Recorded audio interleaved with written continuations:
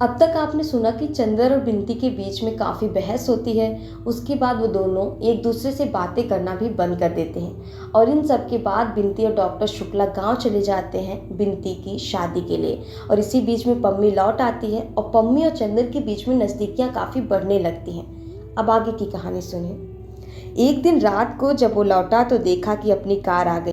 उसका मन फूल उठा, जैसे कोई अनाथ भटका हुआ बच्चा अपने संरक्षक की गोद के लिए तड़प उठता है। वैसे ही वो पिछले 1.5 महीने से डॉक्टर साहब के लिए तरस गया था। जहां इस वक्त उसके जीवन में सिर्फ नशा और नीरसता थी, वहीं हृदय के कोने में सिर्फ एक सुकुमार भावना शेष रह गई थी। वो थी डॉक्टर शुक्ला के प्रति। वो भावना कृतज्ञता की भावना नहीं थी। डॉक्टर शुक्ला इतने दूर नहीं थे कि अब वो उनके प्रति कृतज्ञ हो। इतने बड़े हो जाने पर भी जब वो कभी डॉक्टर शुक्ला को देखता था तो लगता था जैसे कोई नन्हा बच्चा अपने अभिभावक की गोद में आकर निश्चिंत हो जाता हो। उसने पास आकर देखा डॉक्टर साहब बरामदे में टहल रहे थे। चंदर दौड़कर उनके पांव पर गिर पड़ा। डॉक्टर साहब ने उसे उठाकर गले से लगा लिया और बड़े प्यार से उसकी पीठ पर हाथ फेरते हुए बोले, कन्वोकेशन हो गया, जीत लाए डिग्री? जी हाँ, बड़ी विनम्रता से चंदर ने कहा। बहुत ठीक, अब डीलेट की तैयारी करो, तुम्हें जल्दी से सेंट्रल गवर्नमेंट में जाना है। डॉक्टर साहब बोले, मैं तो 15 जनवरी को दिल्ली जा रहा हूँ, कम से कम साल भर के लिए। इतनी जल्दी? ऑफर कब आया? चंदर ने अचरज से पूछा। मैं उन दिनों दिल्ली गया था ना, तभी एजुकेशन मिनिस्टर से बात हुई थी। डॉक्टर साहब ने चंदर को देखते हुए कहा, अरे तुम कुछ दुबले पतले हो गए हो, क्यों महाराज जी ने ठीक से काम नहीं किया? नहीं, चंदर हंसकर बोला, बिंती की शादी ठीक ठाक हो गई? बिंती की शादी? डॉक्टर साहब ने सिर झुकाए हुए टहलते हुए एक बड़ी फीकी हंसी हंसकर कहा, बिंती और तुम्हारी बुआ दोनों अंदर हैं। अंदर हैं? चंदर को ये रहस्य कुछ समझ में नहीं आता था। इतनी जल्दी बिंती लौट आई? बिंती गई ही कहाँ? डॉक्टर साहब ने बहुत चुपचाप सिर झुकाकर कहा और बहुत करुण उदासी उनके मुंह पर छा गई। वो बेचैनी से बरामदे में टहलने लगे। चंदर का साहस नहीं हुआ कि कुछ पूछे। कुछ अमंगल अवश्य हुआ है। वो अंदर गया। बुआ जी अपनी कोठरी में सामान रख रही थी और बिंती बैठी सिल पर उड़द की दाल पीस रही थी।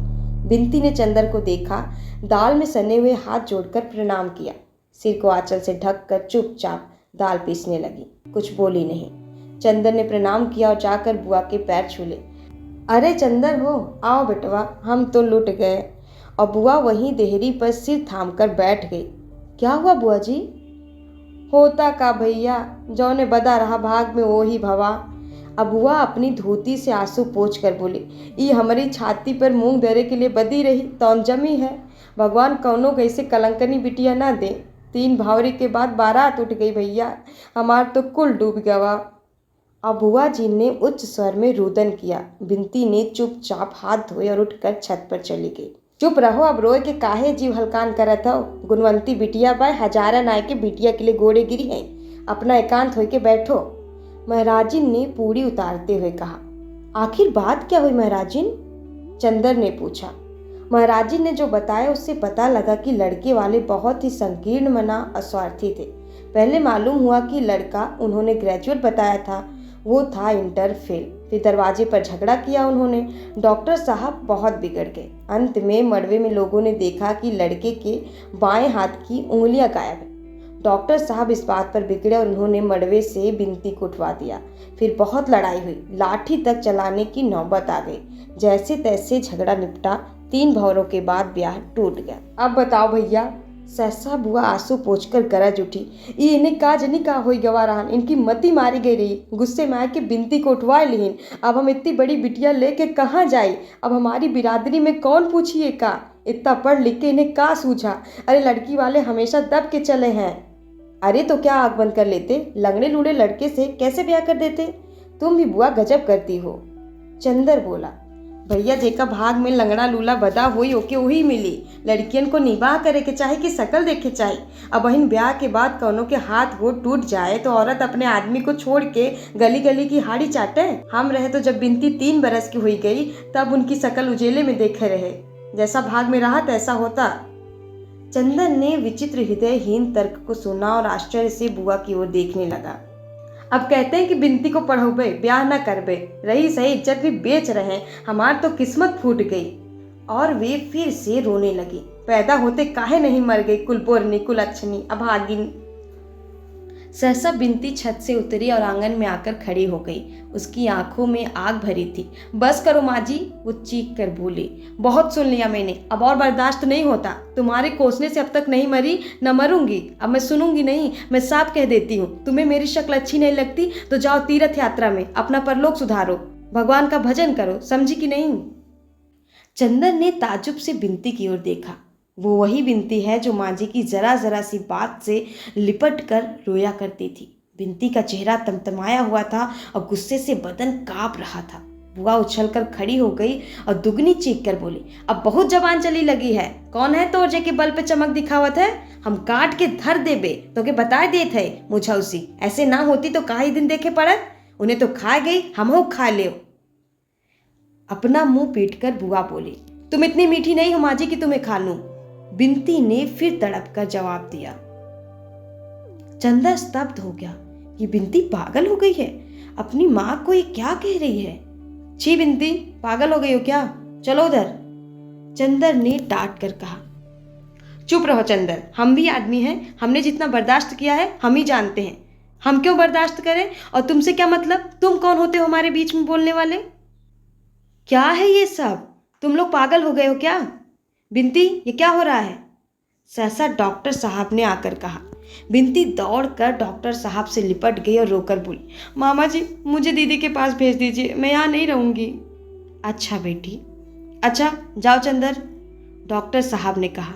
बिनती चली गई तो बुआ जी से बोले, तुम्हारा दिमाग खराब हो गया है, उस पर गुस्सा उतारने से क्या फ़ायदा? हमारे सामने ये सब बातें करोगी तो ठीक नहीं होगा। अरे हम काहे बोल पे, हम तो मर जाए तो अच्छा है। बुआ जी पर जैसे देवी माँ आ गई हूँ, इस तरह से झूम झूम कर रो रही थी। हम तो वृंदावन जाए के डूब मरी, अब हम तुम लोगन की शकल ना देख पे। हम मर जाए तो चाहे बिनती को पढ़ाए, चाहे नचाए, चाहे गवाए, हम अपनी आँख से ना देखबे। उस रात को किसी ने खाना नहीं खाया। एक विचित्र सा विषाद सारे घर पर छाया हुआ था। जाड़े की रात का गहन अंधेरा खामोश छाया हुआ था। महज एक अमंगल छाया की तरह कभी कभी बुआ जी का रुदन अंधेरे को झकझोर जाता था। सभी चुपचाप भूखे सो गए। दूसरे दिन बिनती उठी और महाराजिन के आने के पहले ही उसने चूल्हा जलाकर चाय चढ़ा दी। थोड़ी देर में चाय बनाकर और टोस्ट भूनकर और डॉक्टर साहब के सामने रखाई। डॉक्टर साहब कल की बातों से बहुत ही व्यथित थे। रात को भी उन्होंने खाना नहीं खाया था। इस वक्त भी उन्होंने मना कर दिया था। बिनती चंदर के कमरे में गई। चंदर, मामा जी ने कल रात को भी कुछ नहीं खाया, तुमने भी नहीं खाया, चलो चाय पी लो। चंदर ने भी मना किया तो बिनती बोली, तुम पी लोगे तो मामा जी भी शायद पी लें। चंदर चुपचाप गया। बिनती थोड़ी देर में गई तो देखा दोनों चाय पी रहे हैं। वो आकर मेवा निकालने लगी। चाय पीते पीते डॉक्टर साहब ने कहा, चंदर ये पासबुक लो, 500 निकाल लो और 2000 का हिसाब अलग करवा दो। अच्छा देखो, मैं तो चला जाऊंगा दिल्ली। बिनती को शाहजहांपुर भेजना ठीक नहीं है, वहाँ 4 रिश्तेदार हैं, 20 तरह की बातें होंगी। लेकिन मैं चाहता हूँ अब आगे जब तक ये चाहे पढ़े, अगर कहो तो यहाँ छोड़ जाओ, तुम पढ़ाते रहना। बिनती आ गई और तश्तरी में भुना मेवा रख कर उसमें नमक मिला रही थी। चंदर ने एक स्लाइस उठाई और उस पर नमक लगाते हुए बोला, वैसे आप यहाँ छोड़ जाएं तो कोई बात नहीं है, लेकिन अकेले घर में अच्छा नहीं लगता। 2-1 रोज की बात दूसरी होती है, एकदम से साल भर के लिए, आप समझ रहे हैं ना। हाँ बेटा, कहते तो तुम ठीक हो। अच्छा, कॉलेज के हॉस्टल में अगर रख दिया जाए? डॉक्टर साहब ने पूछा। मैं लड़कियों को हॉस्टल में रखना ठीक नहीं समझता, चंदर बोला।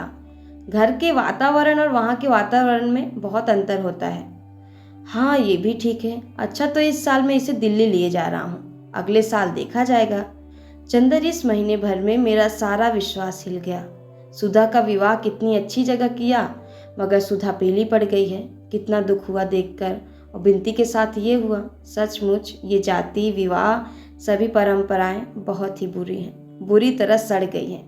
उन्हें तो काट फेंकना चाहिए। मेरा तो वैसे इस अनुभव के बाद सारा आदर्श ही बदल गया।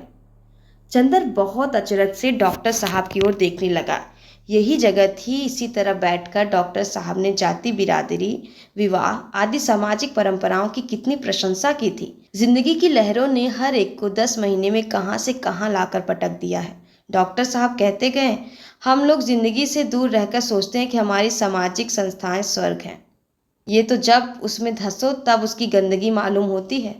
चंदर, तुम कोई गैर जात का अच्छा सा लड़का ढूंढो, मैं बिनती की शादी दूसरी बिरादरी में कर दूंगा। बिनती जो चाय ला ही रही थी, फौरन बड़े दृढ़ स्वर में बोली, मामा जी आप जहर दे दीजिए, लेकिन मैं शादी नहीं करूंगी।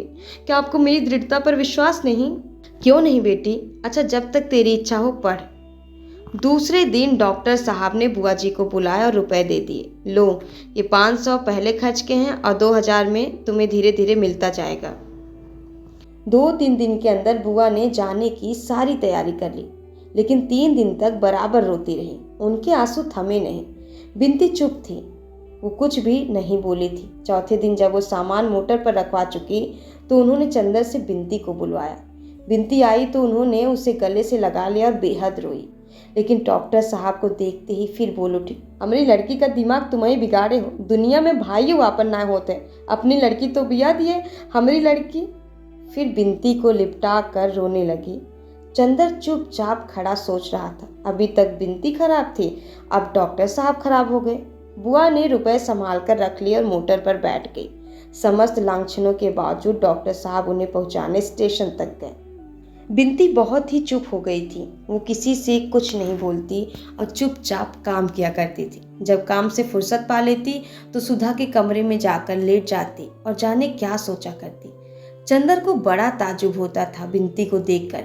जब बिनती खुश थी, बोलती चालती थी, तो चंदर बिनती से चिढ़ गया था।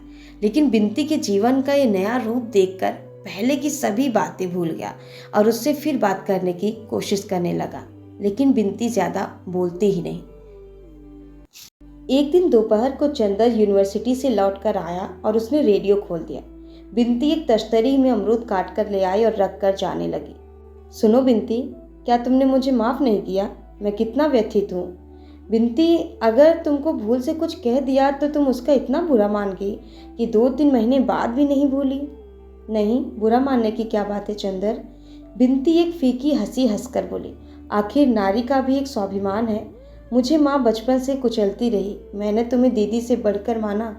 तुम भी ठोकरें लगाने से बाज नहीं आए, फिर भी मैं सब सहती गई। उस दिन जब मंडप के नीचे मामा जी ने ज़बरदस्ती हाथ पकड़कर खड़ा कर दिया तो मुझे उसी क्षण लगा कि मुझ में भी कुछ सत्व है। मैं इसलिए नहीं बनी हूँ कि दुनिया मुझे कुचलती ही रहे। अब मैं विरोध करना, विद्रोह करना भी सीख रही हूँ। जिंदगी में स्नेह की जगह है, लेकिन स्वाभिमान भी कोई चीज़ है और तुम्हें अपनी ज़िंदगी में किसी की ज़रूरत भी तो नहीं है। कहकर बिनती धीरे धीरे चली गई।